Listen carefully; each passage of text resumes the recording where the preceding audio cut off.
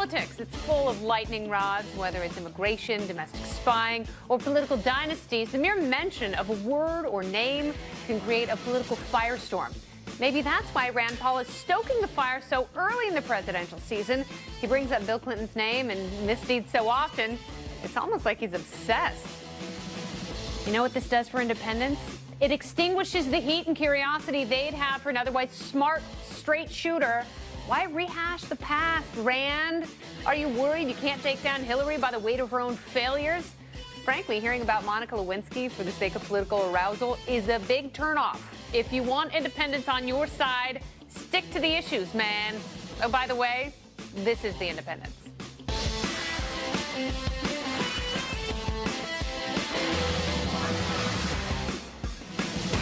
Hi there, I'm Kennedy. I will be your host this evening, normally joined by Reason Magazine editor-in-chief Matt Welch, but he is at his day job on the Reason cruise all week long. Haiti, Jamaica. Oh, I want to take you.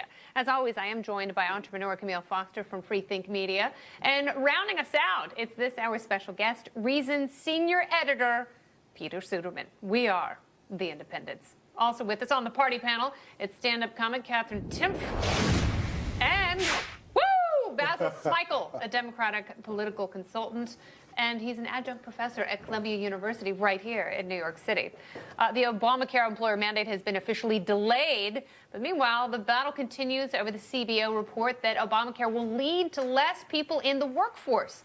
Liberal Congressman Keith Ellison defends it like this. What the Congressional Budget Office is saying is that we're going to discourage kids having to have latchkey. We're going to have parents being able to come home working reasonable hours. People are going to be able to retire. People might be able to actually cook dinner rather than have to order out and get some takeout.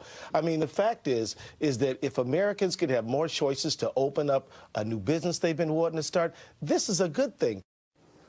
That is bat poop crazy. What is he talking about? It's great that people are leaving the workforce because they've got an entitlement. So now we're going to have fewer latchkey kids?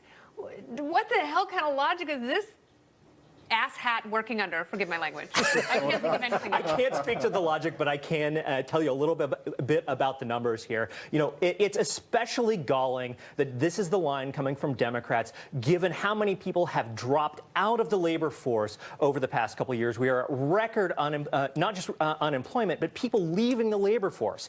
And so what the CBO said last week was that Obamacare was going to result in the loss of 2.5 million full-time equivalent jobs by 2024. And what that basically means is that people are going to choose not to work because Obamacare functions like a tax, and it's a tax that discourages work. And so that's what Obamacare is going to do. This is what the welfare state always does when it's means tested. And so this is a problem that is not just an Obamacare problem. It's a bigger problem that has to do with means tested welfare state. It happened with the stimulus. It happened with welfare. But we want means testing for programs like Social Security.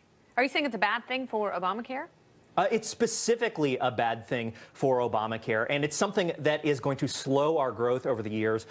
It's something that is going to be with us for a long time. CBO scored this for 10 years, and what they said was, well, we haven't looked at, what happens beyond that, but there are going to be lingering effects as we have a shrunken labor force over the next decade, 2 decades, 3 decades, and on and on.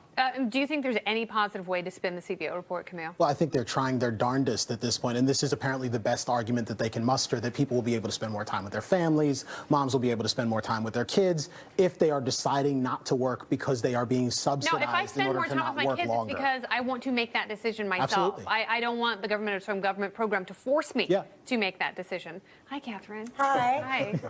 So what do you think about this bag of wax? Basically, this is, as a young person, really upsetting. As a reporter at Campus Reform, too, I'm always talking to young students who are terrified they're not going to be able to find a job after college. So then they hear this, well, you know what? If you don't, you can always just have a bunch of babies. This is really, really scary. How is it supposed to make anybody feel better? Well, you have plenty of time to do other stuff with your no money at all. Yeah, how does not having enough money to get insurance somehow give you greater flexibility?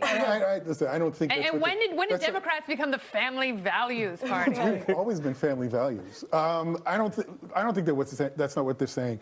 I'll take one line from the CBO report that everybody seems to be ignoring: tremendous uncertainty. Uncertainty in these numbers. That's what they said. It's going to be extremely difficult to predict these 2.5 million people what they're actually doing and why they're coming out of the workforce. That's an upgrade from the 800,000. It's great if we can sit here and try to fill the void with certain predictions about what they'll do. But I think as much as you could be right, so could that member of Congress. But you know who wasn't right? Nancy Pelosi, when she said that 4 million jobs would be created within 10 years of Obamacare's passage, including 400,000 right away. But look, I mean, that is not only uncertainty, that's an outright lie. I acknowledge that there are serious problems with this bill, and there's been serious implementation problems with this bill. But let's also be clear that businesses have been trying to cut the amount of time that workers are working. They've been trying to take workers from full-time to part-time for the last 20 years to save money on health care. You know what Obamacare is going to do? Forcing employers to give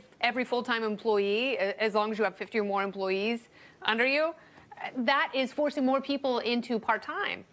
Businesses have been doing that for the last 20 years to save money. Then they're going to keep doing it. I mean, if you think that's a problem. Is that a function of the bill when the bill is actually trying to get people health insurance? They're trying to give the opportunity for entrepreneurs to actually get coverage so that they can be innovative and be creative. When did Democrats become the party of non-work? President Obama has talked nothing except jobs and job creation, and now he's promoting a bill, his signature piece of legislation, that is a job that the CBO says discourages work. Yes. Listen, Last question. You have. No, I will tell you, I have a problem with, not with the bill, but with the president in terms of that specific issue, signing onto a farm bill that reduces food stamps. I have a problem with that. Oh my God, really? I do. But I do think that Democrats have a lot in this bill that they could stick up for, because I do think it gives the opportunity for people to be more creative, I mean, if you want people more innovative, to actually go out and start small businesses, which a lot of young people are doing. Which a lot of young people are doing. Those are a lot of great intentions. We can all fill the void here, but they're just as because the government needs to step out of the way if people are going to start small businesses and succeed. Talk to small business owners. I'm a small business owner. Spend a day with someone who owns, I don't know, a snowboard company.